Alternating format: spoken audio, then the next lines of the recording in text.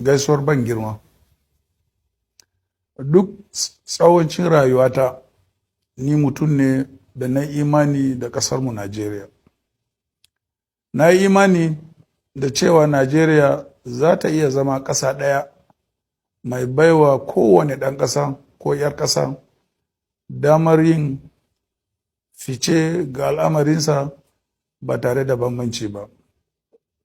Na yi imani da cewar Najeriya tana iya zama ƙasa ɗaya mai ƙudurin alheri ga dukkan 'yan ƙasa.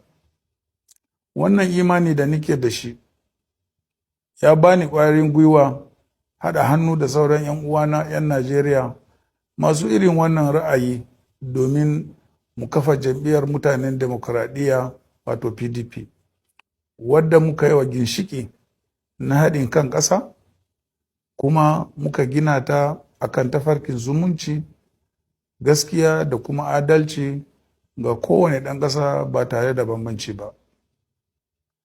Jam'iyyar PDP da muka gina ta kafu ne akan tafarkin demokradiyya kuma ta aminta da bin tsari irin na demokradiyya a cikin duk tsare-tsaren tafiyar da al'amuran yau da kullum na jam'iyyar. Wannan manhaja ita ce kawai za ta iya shimfiɗa mulki na gaskiya da adalci a ƙasarmu Najeriya.